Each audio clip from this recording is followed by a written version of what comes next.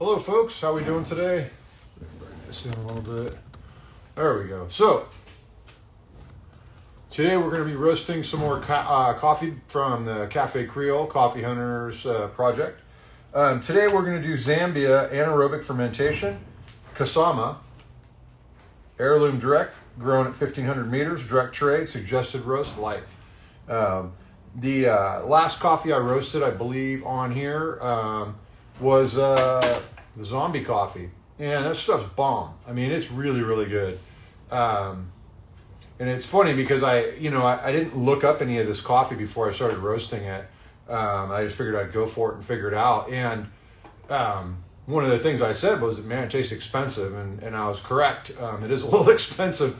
It's like basically, I think it's like $13.50 a pound for that stuff, unroasted, which is, in the big scheme of coffee, you can get coffee $3 or $4 a pound. So, it should be a good quality, and it definitely is. I've got one more batch of that to go. I did, what did I do? I did 2 roasts of it. I did a 410. I did a 410 and a 415. I'm going to do a 405 and see what I get out of the light roast. I like the first batch better than the second batch. I thought the first batch, which was a little lighter, the first batch was 410. I thought it had a better flavor. So anyhow, we're going to move on and we're going to do the Zambia coffee. And, I decided that rather than looking up each coffee and deciding, trying to judge it based on price, I'm just going to go ahead and roast it. And then I'll report back on what I think. And then I'll look up the price and see if it kind of matches, because it's kind of interesting, with a lot of things, right? Just because you pay a lot of money for something doesn't necessarily mean it's good. And there's also bargains to be had out there. And I don't want to, say, oh, wow, this is a $10 a pound or a $20 a pound or whatever it is coffee, and then, have that, sway my judgment. So that's what we're going to do. Just this a little bit more. I got a rice maker in my shop. Pretty stoked on that.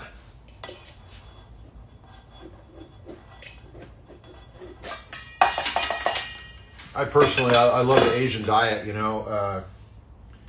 basically rice, fish, some vegetables, little chicken. Totally works for me. The American, hamburger, steak, all that stuff just puts me to sleep, man. It gives me no energy whatsoever. Okay, so we are going to do 150 grams. Let's get this going. And if I haven't said this already, I appreciate you folks joining me.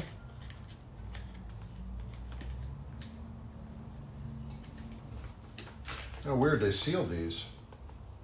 So this bag is it's a Ziploc bag, but then they've got this I don't know if they heat seal it. They must heat seal it. That's kind of cool. I worry sometimes about buying, green coffee because I don't know, what are they doing with it? How is it getting to me? And, if you go to a coffee shop a lot of time, or a roastery, you got bags and bags of coffee and they're open, but they're going through it pretty quick. Us with our roasting 1/3 of a pound at a time, it takes us a while to go through coffee. So I try to keep it sealed as best I can. Because it seems like the thing that makes sense. I know, Sweet Maria's is supposed to be coming out with some sort of a new bag. I haven't seen it yet.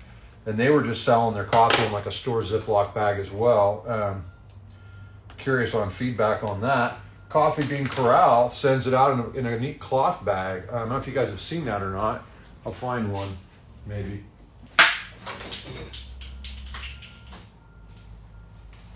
Well, that one's very dirty.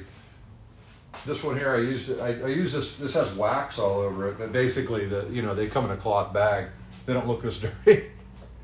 I was doing something with wax, and so it looks like it's batiqued. Okay, 150 grams coming up.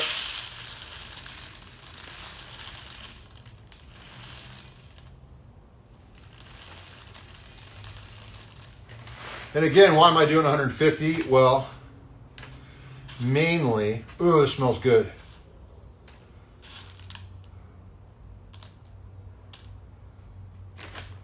So this is an anaerobic fermentation process. and I really should know more about different types of processes, and I really don't, and I apologize. But basically, you've got a fruit, just like imagine like a cherry, but with two seeds in it. And with a thinner, the meat of the fruit is much thinner. So what you're trying to do is you're trying to get the seed out and clean. And so there's a variety of different ways to do it. The most traditional, common way for like especially commercial coffee is a wash process where they basically just blast it with water. And what's happened with that is it uses an awful lot of water. Well, a lot of the places that coffee's grown, they don't have a lot of water. It's at a premium. So the goal is to find new ways to wash coffee without using so much water.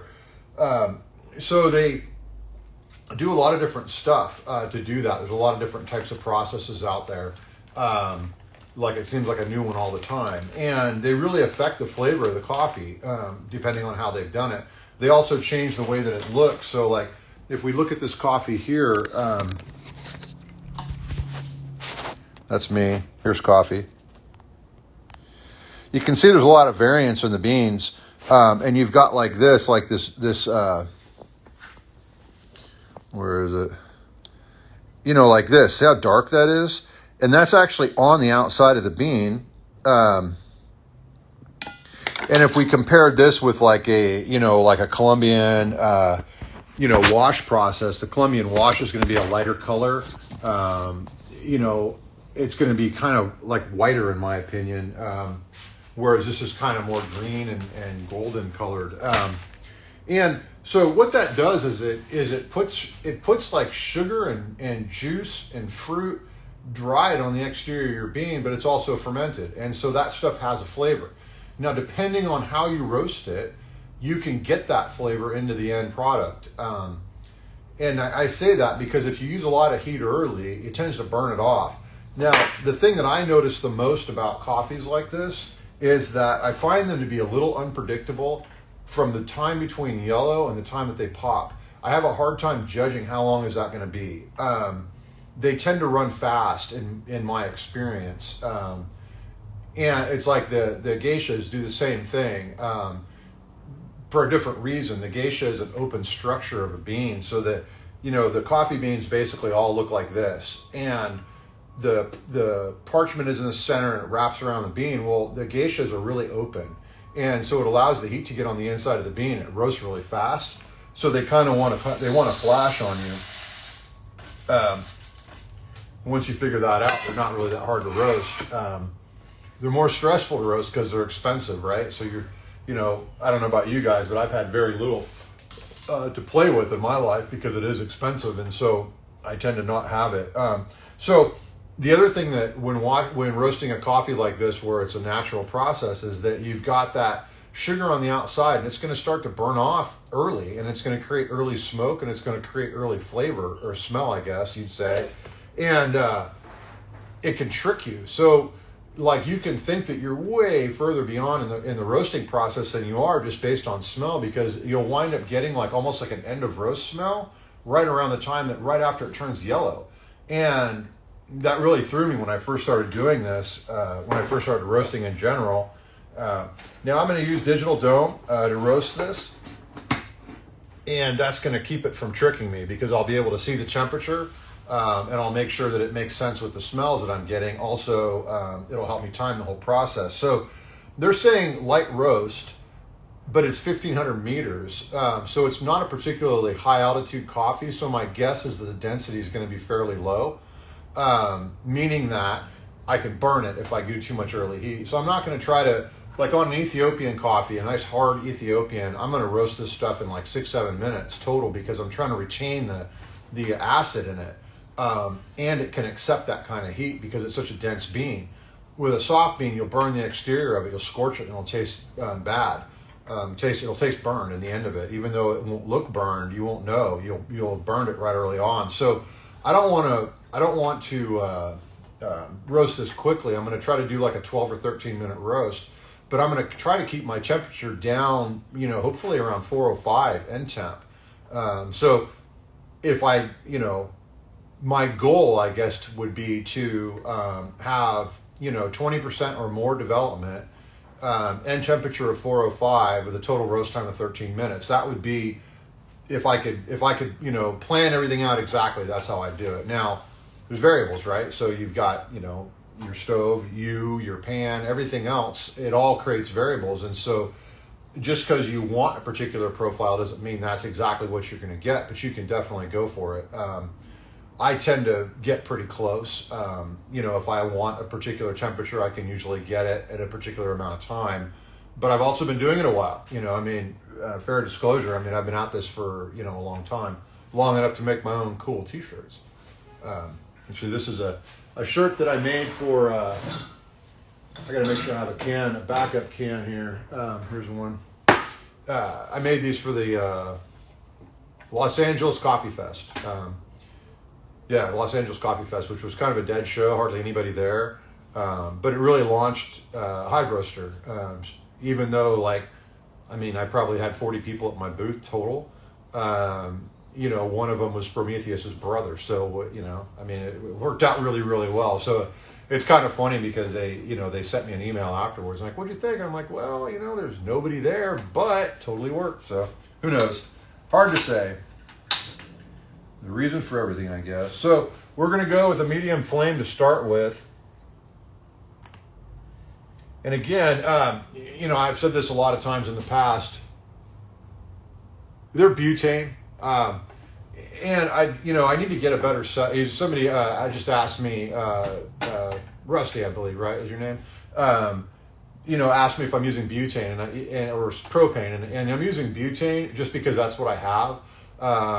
I need to get a better stove setup for the shop. I didn't used to roast very much in here, but now I'm roasting in the shop constantly, and I don't like waste, and it's resulting in a lot of waste because the butane cans start to run funny after they get low, so I don't like to run them down to the point where they're empty.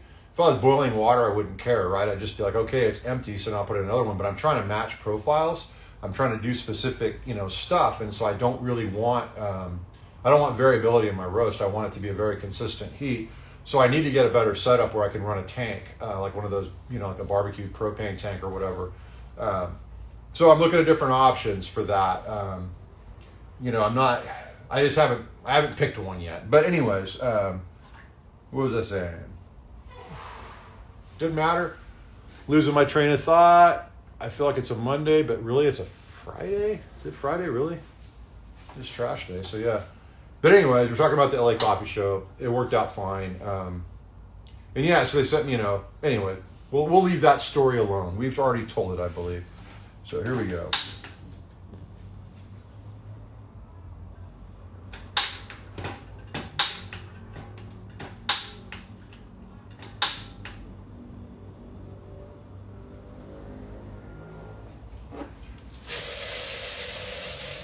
Oh, I know what I was going to say.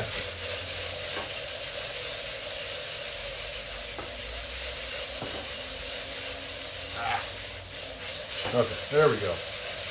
We're timing it. So we're starting out right about 70 degrees, 69 and a half degrees.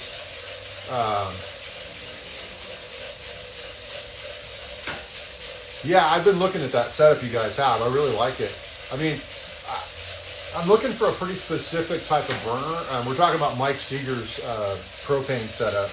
He's got like what looks like a cast iron stove, like what you might use if you're, you know, cooking like a crab pot boiler or something like that, right?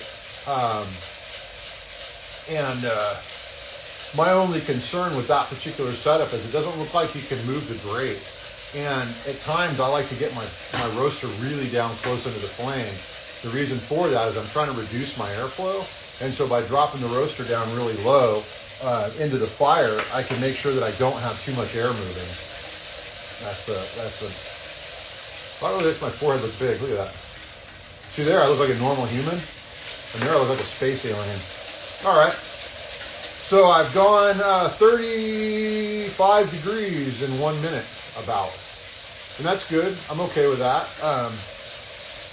I find the first minute slow. So like,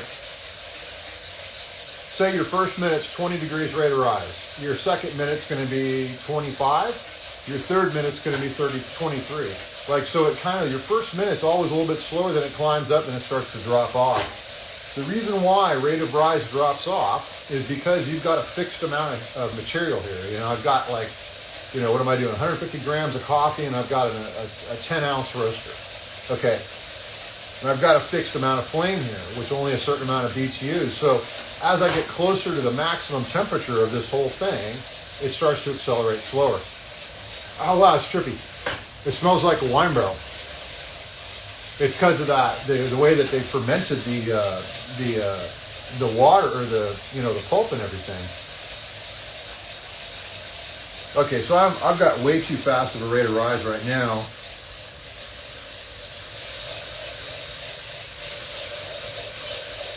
I probably just dropped it too low, but yeah, my first minute was like, what did I say? 35, and my second minute was almost 60. And because I'm trying to be gentle with these beans, I don't want to burn them. Man, I think I came close too. And what I'm looking for is I'm already smelling that fermented smell, and I'm only 2.5 minutes in. So my concern is that I'm actually heating up the exterior of the bean to the point where it's browning a little bit, and I don't want to do that. The whole idea is you're trying to roast all the way through the bean really evenly. Okay, I'm coming up on 3 minutes now, and I've got 210 degrees. So that is 140 in 3 minutes. So man, that was fast. But I've dropped it down. I've dropped my heat down a lot, and my rate of rise looks better now. We're going to time this fourth minute. So we started at 210 at 3 minutes, and we'll see where we're at at 4. You know, ultimately, I'd like to hit 6 minutes at 300 degrees. That would be perfect for the profile that I'm trying to achieve.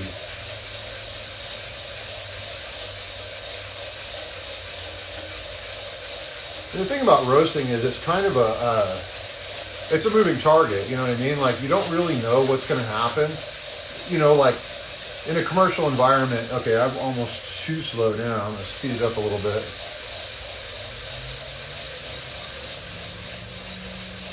In a commercial environment, you know, you say you get four batches out of a full bag of beans, so you're running a 15 kilo, is that right? Yeah. And your roaster's hot, the temperature isn't changing that much. You're running profiles. You're going to be pretty consistent batch to batch. I mean, each one is going to come out pretty much exactly the same, especially after you get past your first one. The first batches in commercial roasters are often run a little slow.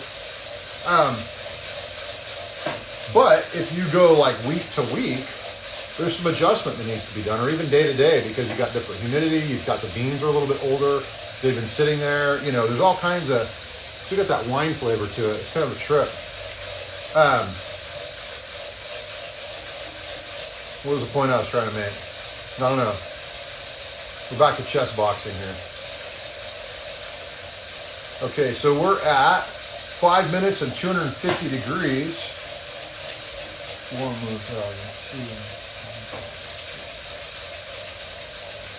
I'm probably under 20 degrees per minute. That was fast early on. Let me go a little bit more heat. Just barely. I do like the adjustment on these little stoves. It took me a while to get used to it, but they actually adjust pretty well. Like, I feel like it has pretty good fine control, which is surprising. My home stove, I feel like it's really got 3 settings. I mean, it's got a dial and it's got notches and everything all the way around it, but I feel like when you look at the flame, it's like low, medium, and high. Whereas this is really incremental. So as I turn the volume up, it definitely, you know, it seems like it's actually adjusting.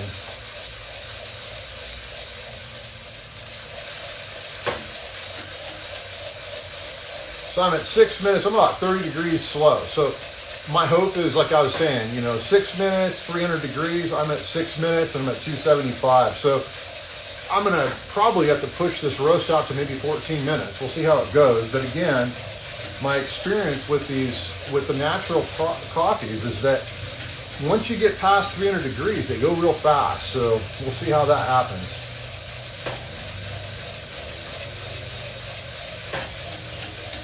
I mentioned chess boxing earlier. It's kind of like how I feel when I'm roasting coffee, so I'm doing something physical, and I'm thinking about what I'm doing. I'm watching two different numbers, and I'm trying to talk all at the same time.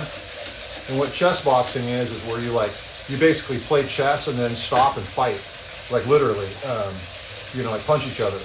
And Russian sport, I believe. And always reminds me every time I do this, and I'm trying to roast. Okay, so 7 minutes, 295. So I'm basically a minute slow.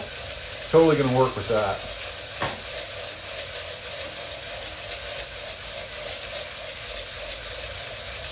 Have I mentioned that I really enjoy roasting coffee? Totally love doing this. It's just such a what do you call it? Addictive process, you know.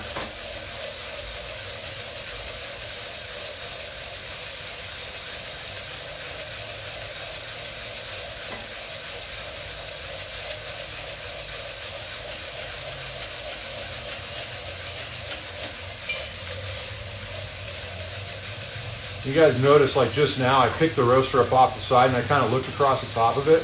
What I'm trying to figure out is it, is it smoking at all, you know? And it's too early to smoke, but I was curious if the natural process business is going to smoke off of it at this temperature. Doesn't appear to be.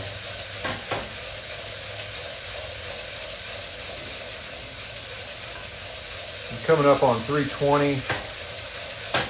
8.5 minutes, or 8:15 in.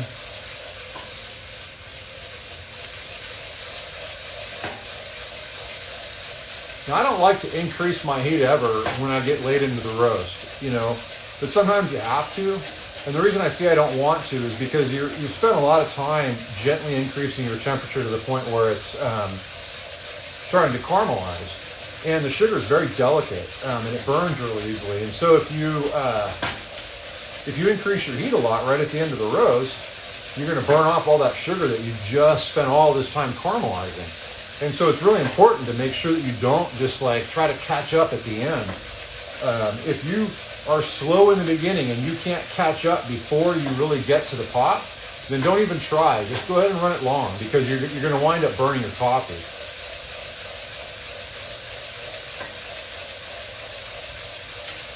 And there's a lot of things I say that are like, I don't care what roaster you're using, it's pretty much universal, and that would be one that I would say, that's something that I would say is absolutely universal.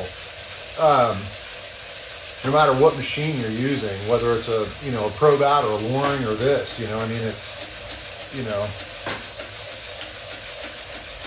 So we're at 355 at 9.5 minutes.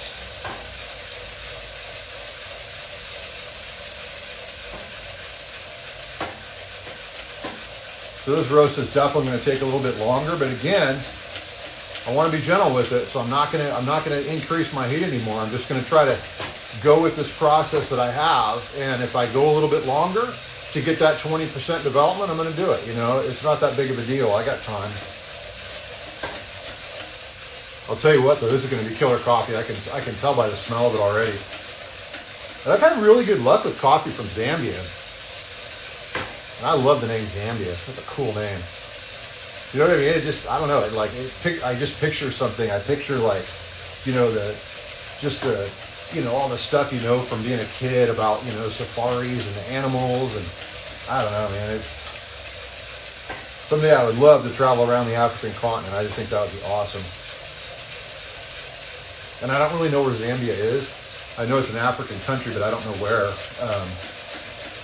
So we're coming up on 10:45. This is a slow roast, but we're doing it. We're at 386, so I guess we're going to be popping here in 2 or 3 degrees right now. Turn down the heat a little bit. Let's get some time on the development.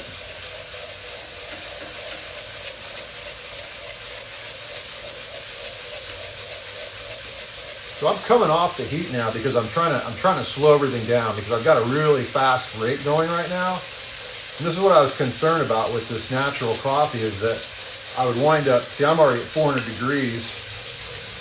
And I'm completely off the flame, so I'm trying to slow it down. I'm basically trying to put the brakes on. Okay, now I can come back on it.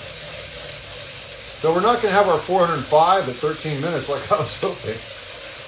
We're at 402 at 11 and a half minutes.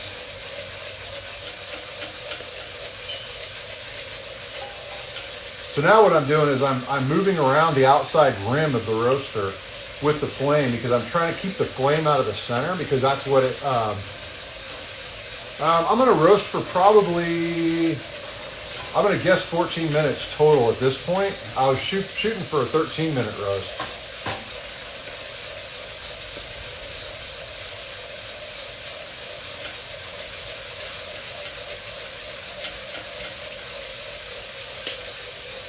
I'm at 404. Now the most important thing here is that the beans completely pop. That's what that's the critical thing. You know, temperature and time and all that stuff, whatever. I need these beans to fully pop. So I'm at 405, I'm at 1229, but I'm still popping actively, so I'm not gonna dump it, even though I've basically decided, you know, early on I said I wanted 405 at 13 minutes. Just because I hit that doesn't mean I'm going to stop. I'm going to wait until I'm done popping because if the beans don't pop, they're going to taste gross. They are going to be tasting green and vegetal, and it's just nasty.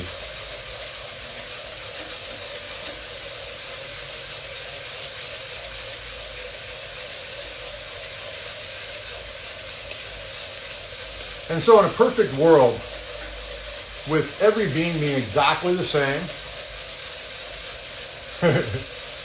with every bean being exactly the same, and agitation being exactly perfect, right? What would happen here is that I would have every bean would pop at exactly the same moment, right? But you have variance. The beans are all different. You know, there's a little bit of variance in the mixing. I mean, I designed this to roast to evenly mixed, but it's not perfect. And so there's going to be a spread, you know what I mean? They're not all going to pop at exactly the same time. With popcorn, they really do, but you still have a time, right? It's not like they just all of a sudden every one of them goes, you know?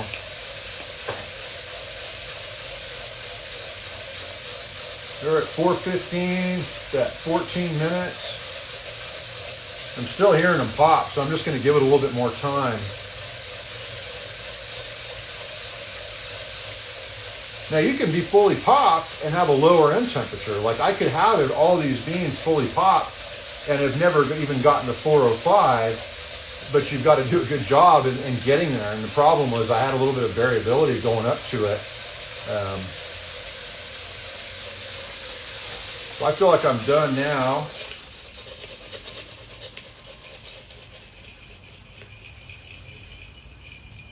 A little darker than I would have liked, but it's okay. Not exactly a light roast. Okay, we're gonna cool now, so bear with me.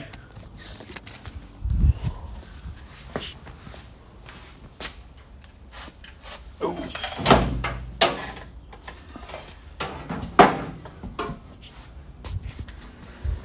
Okay, we're cooling.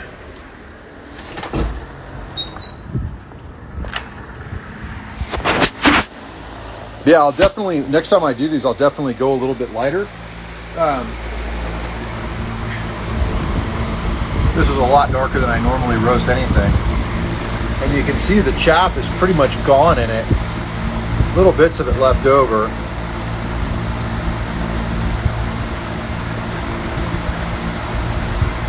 I mean, it's still good looking coffee though. And this is my cooling setup here. I'm just, you know, aiming a fan at it. It's nothing fancy. I'll just let that sit there for a second.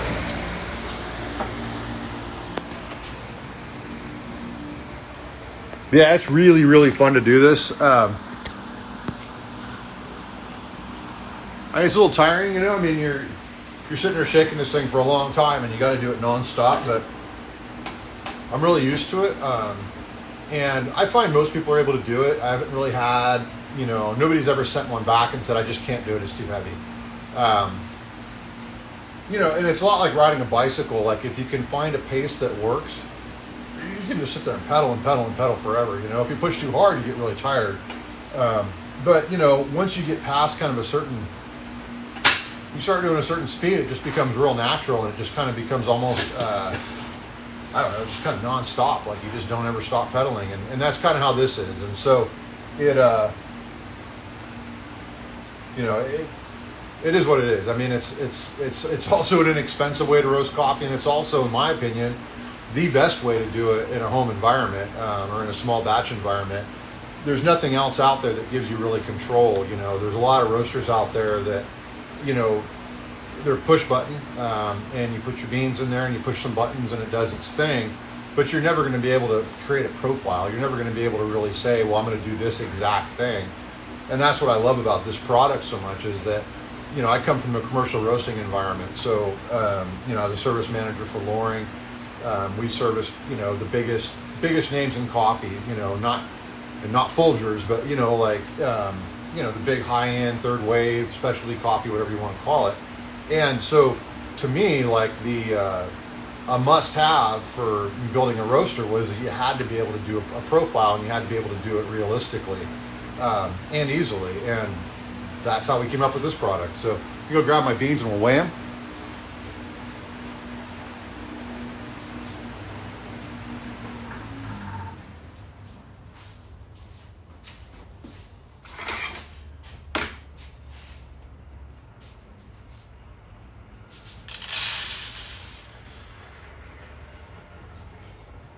So we're at 125.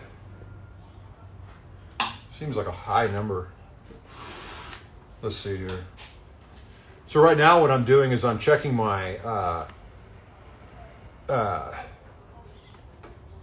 my weight loss percentage, because I want to know like how much weight did the coffee lose, because it gives me an idea of you know, what's my roast level, for one thing. I mean, you can kind of tell by looking at percentages of loss what your roast level is, but really I like to keep it as low as possible. My goal is to lose as little weight as possible and be fully roasted. That's kind of, you know, because the flavor is in the moisture. Once you roast out your beans to the point where they're totally dry, they've lost all their flavor. Then you just taste carbon. So to do that, you take your starting weight and you subtract from it your end weight. So in this particular case, I started out at 150. I'm at 125 now. So I've lost 25 grams. So now I'm going to take 25 and divide it by 150, and that's going to give me my percentage.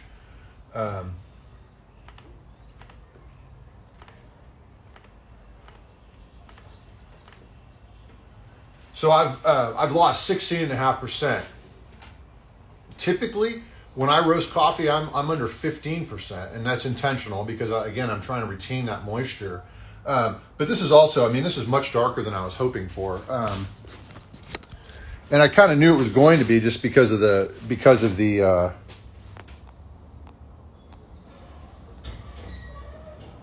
but again, it's not terrible.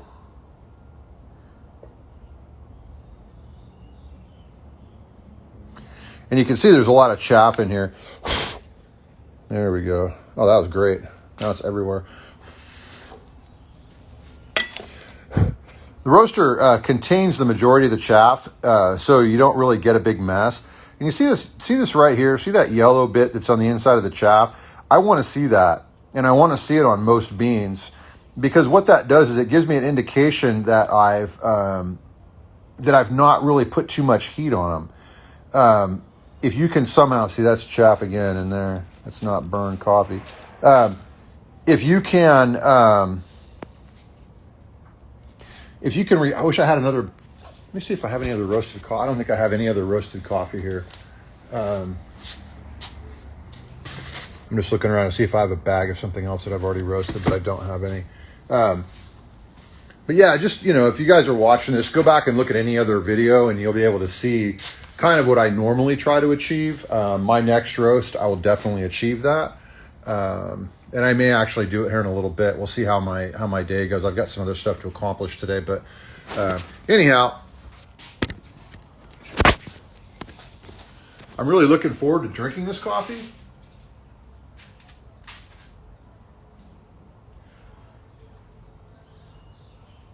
It's still a little warm. It's got a good sweet smell to it. It still smells like sugar. I like to smell that, because if I can smell sugar at the end of the roast, like once I'm done and it's cooled off, I know that I haven't burned off all the sugar. If it smells kind of charcoaly or ashy or whatever, you probably roasted it too hot or too long or whatever. On this particular roast, the mistakes that I made on it was that I put too much heat early on. And so what that did is it got my profile running fast.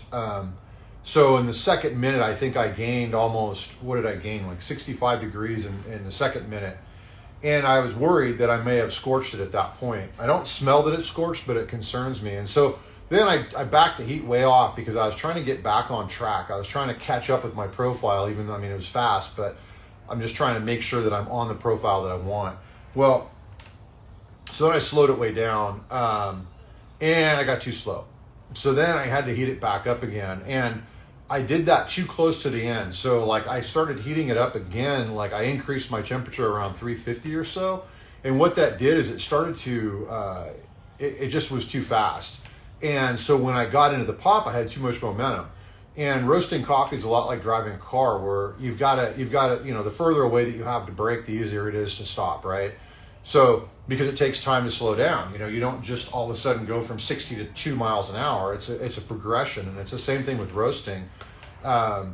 If you just pull the roaster off the heat and just sit there and agitate it with no flame, it takes about 10 degrees before it really stops increasing in temperature, if you're at about 20 degrees ready to rise. So, if that makes sense. So you're increasing, every minute you're increasing 20 degrees, you pull it off the heat, it's gonna continue to raise almost 10 degrees before it stops.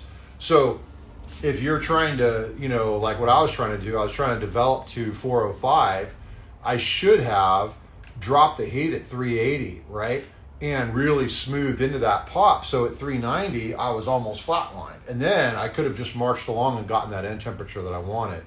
I think I'm gonna do another one here today. But the other thing too is that, like, I kind of like to do this because this to me is a dark roast. It's about as dark as I would ever roast anything. It's not second crack by a long shot, but it's dark. And I'm not opposed to dark coffee, honestly. Like, you know, I like all coffee, you know, to be quite honest. And so I haven't really, like, you know, I was just up in Oregon over the weekend, and my brother-in-law drinks the pods, you know, the K-cups, and I loved it, you know. And part of it is I haven't any, you know, you don't have any coffee and it's morning time. Well, it's awesome, you know what I mean? So I'm not opposed to dark roasted coffee, but I do, you know, really have a taste for you know, properly roasted, light roasted coffee. But anyhow, if you guys have any questions, you know, I'm always around. Feel free to reach out to me in any of the ways that you could possibly think of, and I'll respond, because you could text me, you could call me, you could leave a message on here, you could leave a message on my website, Facebook, whatever you want to do. Love to talk to people. You know, I love to help people out when they get roasters too, and keep them, you know, like I said, I've been doing it for a while, and I've been doing it for a while with a lot of different machinery. And so, you know, I've got a pretty good idea how to achieve what you're trying to achieve. And so, you know, you give it a shot, and, you know, and you're not getting the results you want, just hit me up, and I bet you we can get you there in a couple roasts. But anyways, thanks for joining. I sure do appreciate it, and we'll see you next time.